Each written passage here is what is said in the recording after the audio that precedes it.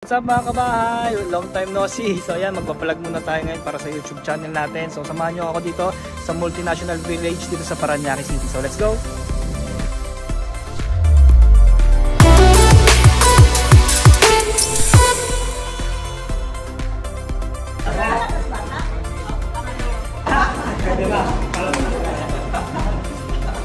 Guys, to napakaganda ng bahay dito. Ito ay mayroong lot area na 480 square meters at ang kanyang floor area sa ground at sa second floor ay inabot ng 547 square meters. So napakalaki. May 3 rooms sa baba and almost 5 na malalaking bedrooms sa taas. So later on, check natin yan. So for now, sa exterior muna tayo guys. No? So yung design approach is modern. So combination siya ng light color, dark, and brown. So doon sa dark, usually yun sa mga edge ng canopies natin or mga cantilevers natin. Sa ilalim niya yung brown, yung mga PVC panels, and WPC na sa wall claddings natin sa exterior. No? So maganda dyan, kahit na-expose sa ulan, sa araw, walang problema, maganda pa rin siya. No? So ayan no, guys, tara, tour ko kayo sa loob. So sa parking natin, kasya ang 3 sasakyan dito. Plus, meron pa tayong sasakyan doon sa pinaka-service access natin. So, ang fence, ini-start na. Again guys, no, yung face natin is finishing na. So, sabayan na yung pagka-tiles, pagkalagay ng cabinets, fabrication ng glass and frames, no, yung tilings, yung sa ceiling, kasama na rin, sabayan na rin. Paka-meeting lang din natin kanina kay client. No? So, super happy naman sila client. May mga ilang concerns lang and improvement tayo sa gagawin. So ayan guys, no? Pasok pa tayo sa loob. Hi engineers, architects! Ang go-go-pings! So ayan guys, no? So, main entry, no? Magkakaroon pa tayo ng garden sa part na to. Then pagpasok natin, meron tayong access dito sa left side, papuntang service garage, no? Then makikita mo na rin somehow yung kitchen sa part na yan. Then yung main door nakapakalaki. So hallway naman laki ulit. Papunta naman dun sa 3 major spaces. But before that, dito muna tayo sa right side, which is yung room number 1. So may room dito, malaki din siya. May sarili siyang toilet and bath na common din siya sa kabilang room. So ayan.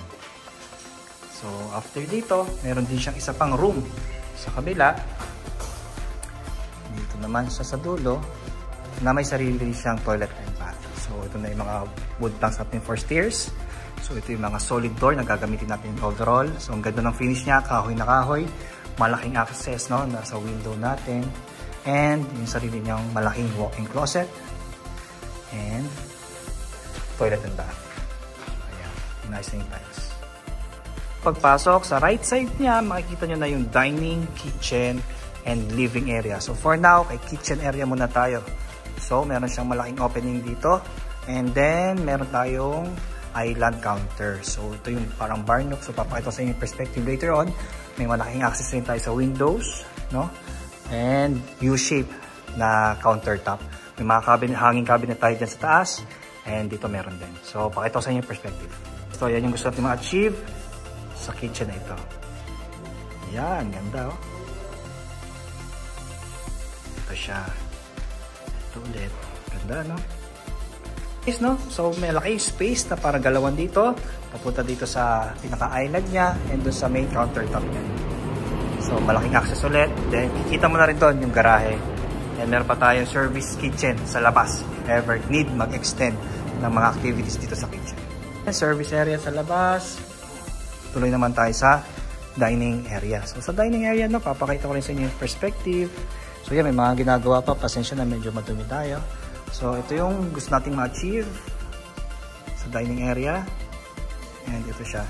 Ina-workout na natin yung kisame. Then after nun, yung tiles naman. So nakikipag-coordinate na rin tayo sa aircon installer para yung mga gapang ng mga wirings nila is consider din natin. Tayo ngayon, ito yung gusto nating ma-achieve. And yan siya. Alright. Tayo ngayon, then ito siya yung gusto nating ma-achieve. Tara sa living area. Sa stairs na meron siyang powder room sa ilalim. So tara, papakita ko sa inyo yung perspective na gusto na ma-achieve sa living area. View ng living, dining, kitchen. So ito yung gusto natin ma-achieve. Ganda, no? And then sa view na ito naman siya. Then yan. Sa view ng stairs, living area pa rin. So yan, no? Yan. So tara guys, no? Kaya tayo sa second floor. Guys, sa 480, malaki pa rin yung space doon sa likod. Kahit na malalaki na yung mga major spaces. Plus may 3 rooms pa tayo sa kabila. So tara, kahit tayo. So liwanag, no? Kahit walang ilaw. Kasi ang laki ng window natin dito sa family area. So nagta-tiles na tayo. Ang ganda ng tiles na napili. So malaking family area to, no? Pero malalaki pa rin yung rooms dito sa ating second floor. So dito, number 1, bedroom number 1. Ito yung may access naman sa rear side ng bahay. So yan, laki ano. So yung scale ni Kuya, malaki rin yung opening. Plus, meron siyang sariling walk-in closet and toilet and bath. Then, dito tayo sa kabilang room. And meron rin siyang sariling toilet and bath. So napapansin nyo guys, no? Yung mga tiles na ginagamit natin sa mga rooms and toilets ay pare-pareho lang para syempre hindi rin iba-iba yung character ng mga rooms. So again, family area, malaking access ng windows, mataas na floor to ceiling height, no? And hallway patungo dun sa dalawang pinakamalaking room natin. So start na natin dito sa may bilang. So ayan. So, room number 3. Then, ito na yung sa facade, no? Room number 4. Ang laki, ano? So, may sarili siyang balkonahe doon. Yun yung C-shape na nakita natin doon sa pinakaharap kanina. Then, may sarili siyang walk-in closet. And then, toilet and bath. So, again, no? Same lang yung tiles na ginagamit natin and yung mga colors niya. So kahit sa toilet and bath lang, no, gumagamit pa rin tayo ng solid door. Hindi na tayo gumagamit ng mga PVCs. No? So tara, proceed tayo sa kabilang room, which is yung final and last room dito sa second floor. Siyempre yung master's bedroom. So tara, check natin. So galing sa balkonahe dito, kita mo na yung mga sasakyan doon. And yung access doon sa master's bedroom. Ito na yung nasa facade kanina ng mga WPCs, mga PVC panels. So tara, check natin. Say hi guys! Yun, no? So ito yung master's bedroom, may tiles na siya. Ito yung pinakalalagyan ng TV. Eh sa likod niya, nandun yung access natin sa master's toilet and bath and walk-in closet. So papakita ko sa inyo yung perspective. Yan guys, so ito yung gusto nating ma-achieve sa master's. Then, yan siya. So tara, ito tayo doon sa pinaka walk-in closet and toilet and bath. So may access, nakatago siya. Then, malaking walk-in closet. No? And of course, yung kanyang master's toilet and bath. Laki, no? So, dalawang lavatory siya, shower. Siyempre, may enclosure tayo dyan.